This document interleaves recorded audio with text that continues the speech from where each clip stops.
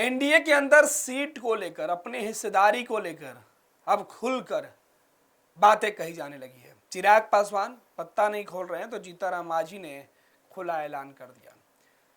जीतनराम मांझी ने इस बार जिन शब्दों का इस्तेमाल किया है वो बेहद खास है और इसी मुद्दे पर आज हम चर्चा करेंगे। हमारे साथ हमारे वरिष्ठ योगी विवेकानंद जी हैं। विवेका जी, जीतनराम मांझी ने सीधे तौर पर महाभारत की उन लाइनों को उठाया है जिसमें अपने हिस्से की बात कही गई थी, हिस्सेदारी की बात कही गई थी अपने लोगों से। उन्हीं लाइनों को कोट कर रहे हैं जीतनराम मांझी। बड़ी चतुराई से अपनी बात को रख रहे हैं। एनडीए में कोई दरार ना जाए, विपक्षियों को कोई मौका न मिले, लेकिन बात भी कह दें। देखिए, मैसेज क्लियर है कि एनडीए में सीट बंटवारे पर वाकई में महाभारत छिड़ी हुई है और महाभारत काल की उस उक्ति जो है वो लाइन बजाता ट्वीट करके सोशल मीडिया पर पोस्ट करके जीतन मांझी ने मैसेज दिया है कि इस बार कोई समझौता नहीं होगा। अब तक कई दफे कई मंच पर यह बात जीतनराम मांझी कह चुके थे कि इस बार हम वो गलती नहीं दोहराएंगे जो लोकसभा चुनाव, दिल्ली विधानसभा चुनाव, झारखंड विधानसभा चुनाव में दोहराए थे। इस बार वो गलती नहीं होगी। बिहार में हमें आप हका नहीं सकते हैं। आप सीधे शब्दों में कहें तो भारतीय जनता पार्टी उन्हें हका नहीं सकती है, बल्कि उनका जो अधिकार है वो अधिकार लेकर रहेंगे। तो वो अधिकार क्या है? वो अधिकार सीट है, विधानसभा की सीटें हैं।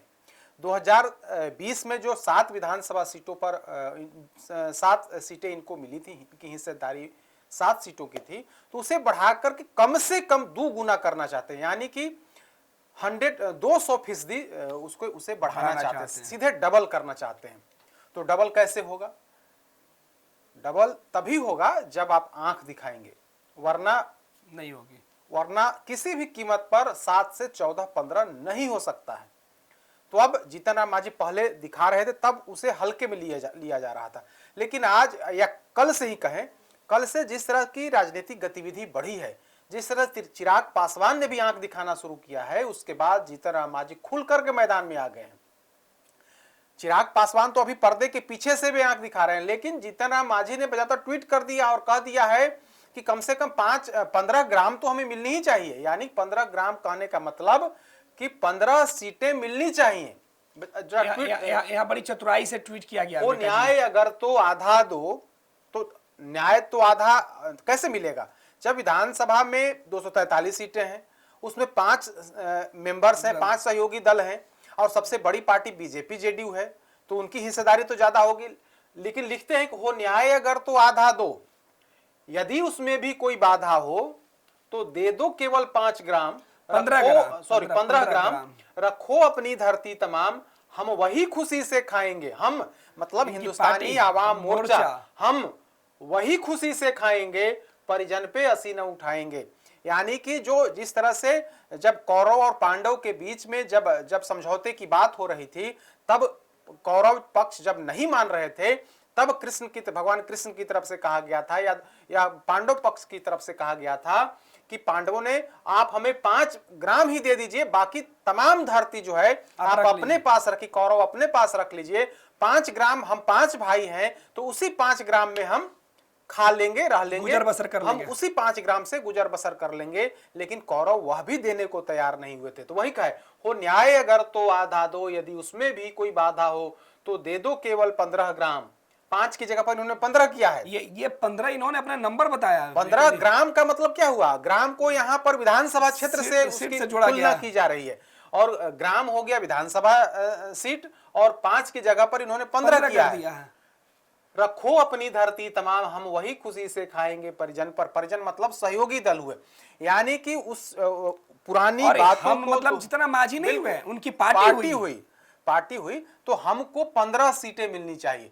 कल हम कुछ समय पहले का वो बयान, जब कल फर्स्ट बिहार झारखंड के कॉन्क्लेव में जब हमने संतोष सुमन जो पार्टी के राष्ट्रीय अध्यक्ष हैं, जीतनराम मांझी के बेटे हैं, उनसे हमने पूछा था, तो उन्होंने साफ तौर पर कहा था कि जितनी सीटें 2020 में मिली थी उससे तो ज्यादा ही मिलेगा, 10 से ज्यादा सीटें मिलेंगी, और हम लोग जो 4 सीट जीत करके आए थे कम से कम 2 गुना होगा। मतलब कहीं ना कहीं उन्होंने भी कल इशारा किया था कि जितनी सीटें विधानसभा में हमें मिली थी 2020 में, उससे दुगना मिलना चाहिए, 10 से ऊपर, यानी कि इन लोगों का है कि कम से कम 10 से ऊपर हमें मिले, वो चाहे 11 हो, 12 हो, 15 लेकिन या 15 हो मिले, लेकिन 7 सीटों पर तो किसी भी कीमत पर समझौता नहीं होगा। कल संतोष सुमन ने जो बातें कही और आज सुबह सुबह उनके पिता पार्टी के जो संरक्षक हैं उन्होंने तो खुलकर के बजाबता लिख दिया है और इशारा भी कर दिया है कि 15 ग्राम यानी कि 15 विधानसभा की सीटें मिलनी चाहिए। तो 15 सीटें मिलेंगी, इसमें इसकी गुंजाइश हमें नहीं लगता है। ठीक है, 10 के आसपास मिल सकते हैं, लेकिन 15 सीट हिंदुस्तानी अवाम मोर्चा को मिल जाए या लगता नहीं है, फिर भी इनकी दावेदारी, इनकी डिमांड है कि हमें इतनी सीटें मिले। चिराग पासवान अलग राग अलाप रहे हैं, वो अलग दबाव डाल रहे हैं, और बीजेपी जेडीयू कम से कम 100 सीटों पर तो चुनाव लड़ेगी ही लड़ेगी। उपेंद्र कुशवाहा की भी पार्टी है, तो 243 से आप बढ़ा नहीं सकते हैं। 243 में ही सभी पांचों दल को समझौता करना है, उसी में रहना है। तो दायरा तो जो लिमिट है वो 243 है, और पार्टियों की संख्या 5 है, 2 बड़े दल हैं और बाकी के जो 3 छोटे दल हैं, तो उसमें सीटों का बंटवारा होना है। लेकिन जीतन राम मांझी ने साफ कर दिया है कि हमें 15 सीट मिले, और इसी के साथ कहीं ना कहीं तनाव जो है वो बढ़ते जा रहा है। आप देखिए 10 तारीख से बिहार में नॉमिनेशन की प्रक्रिया शुरू होगी। बिहार में आदर्श आचार संहिता लग गया है, और आज 8 तारीख है, 2 दिनों के बाद परसों से बिहार में नामांकन शुरू होगी। जो संभावित प्रत्याशी हैं वे टकटकी लगाए हुए हैं कि क्लियर किया जाए। बीजेपी ने अपने उन विधायकों से कह दिया है कि आप नामांकन की तैयारी करिए, जिन जिन लोगों को टिकट देना है। बीजेपी ने उन विधायकों को कह दिया है कि आप चुनाव लड़ना है आपको, आप अपनी तैयारी करिए। कई ऐसे विधायक जो बागी बनकर के बीजेपी या जेडीयू के अंदर आए हैं, उन लोगों ने भी तैयारी शुरू कर दिया है। नामांकन की प्रक्रिया आप लीजिए ना, विक्रम से जो कांग्रेस के विधायक थे सिद्धार्थ, उन्होंने ऐलान कर दिया है कि वे 16 तारीख को नामांकन कर रहे हैं। मोकामा से जो पूर्व विधायक है अनंत सिंह, जो जेडीयू की तरफ आए हैं, उन्होंने भी ऐलान कर दिया है कि वे 14 तारीख को नामांकन करेंगे।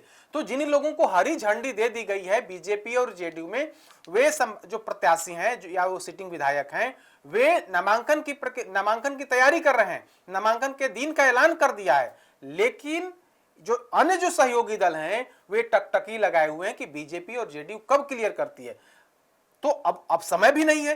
तो मांझी ने सीधे तौर पर अब साफ कर दिया है कि इस बार अगर और मगर कुछ किए तो अंजाम बुरा होगा, और क्लियर कर दिया है कि हमें सीटें मिलनी चाहिए। अब देखना होगा बीजेपी क्या करती है। बीजेपी और जीतन राम मांझी को आप नाराज नहीं कर सकते हैं, चुनावी बेला है, दलितों के बड़े नेता हैं। अगर नाराज करते हैं तो इसका गलत मैसेज जाएगा।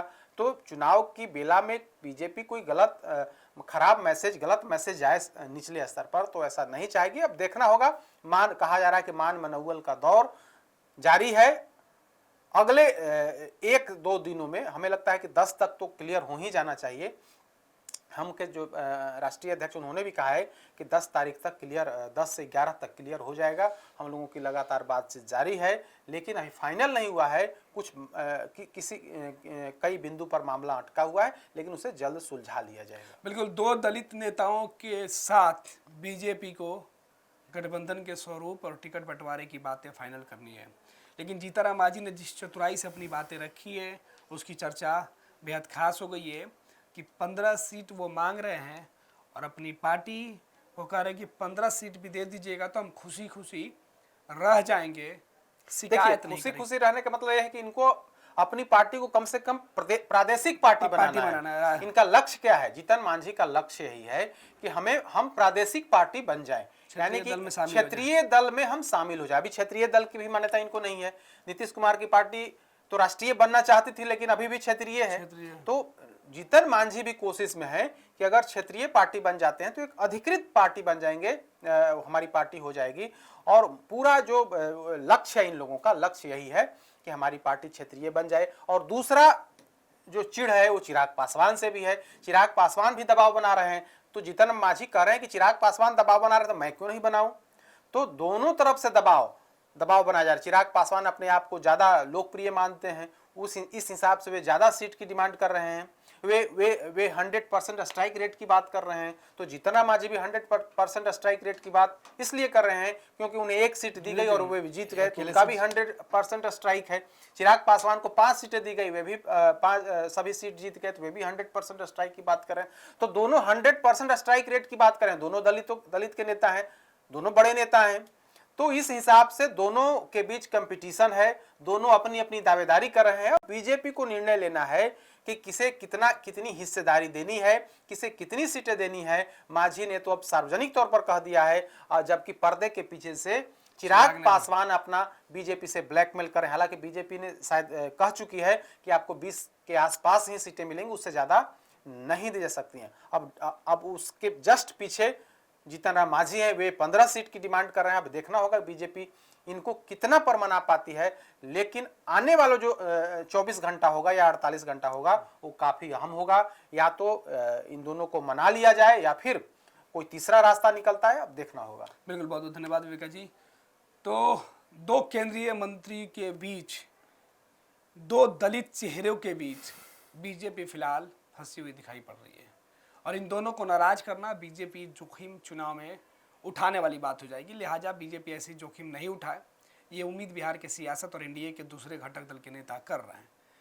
खैर, फैसला बीजेपी को ही लेना, देखना है कि बीजेपी इस पूरे मामले पर दोनों को कैसे संतुष्ट कर पाती है और गठबंधन में साथ रखती है। पैनोरमा ग्रुप, जो सोचता है वो करता है। आपके अपने सपनों का आशियाना। ये लो, मुंह मीठा करो। आज मैंने अपना जॉब छोड़ दिया, अब हम पूर्णिया वापस जाएंगे। जॉब छोड़ दिया है? मतलब ये घर कैसे चलेगा? हम करेंगे क्या? और माँ बाबूजी क्या बोलेंगे? इसलिए मैं एक और मिठाई का डब्बा लाया। अपने बिजनेस के लिए लोन अप्रूव हो गया। अरे लोन अप्रूव हो गया वो तो ठीक है, लेकिन पूर्णिया में हम रहेंगे कहाँ? अपना घर भी तो नहीं है वहाँ। इसलिए तो एक और मिठाई का डब्बा अलग से लाया हूँ। हमने पूर्णिया में घर ले लिया है, पूर्णिया के ई होम्स पैनोरमा में। पूर्णिया में पैनोरमा ग्रुप लेकर आए हैं ई होम्स पैनोरमा। बड़ा घर, आलीशान जिंदगी और अत्याधुनिक सुविधाओं के संग। अरे अरे, अब क्यों मुंह मीठा करवा रही हो? क्योंकि हम घर वापसी जो कर रहे हैं। घर वापसी की खुशी पूर्णिया में ई होम्स पैनोरमा के संग। ई होम्स पैनोरमा, लग्जूरियस,